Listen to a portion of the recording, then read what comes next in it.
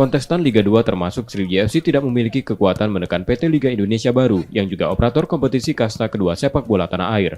Hal ini disebabkan pemilik saham merupakan klub Liga 1. Manajemen Sriwijaya FC dan sejumlah klub Liga 2 lain mendorong Liga 2 memiliki operator sendiri terpisah dari Liga 1 karena komersil Liga 2 akan naik jika memiliki operator sendiri. Jadi wacana pembentukan LIB untuk Liga 2 itu menurut saya sangat benar. Nanti kalau LIB Liga 2 ini ada, mungkin aturan mainnya lebih ini ya, dan kompetitif, dan kita akan lebih kompetitif dengan Liga 1. Mungkin pemain asing bisa dipakai di Liga 2 nanti kan aturan mainnya kan begitu, atau 3 pemain asing atau 2 pemain asing boleh di Liga 2. Biar nilai komersial Liga 2 tuh pun ada nilai jualnya lebih bersaing dengan Liga 1 gitu loh. PT LIB juga dinilai terlalu fokus pada kompetisi Liga 1.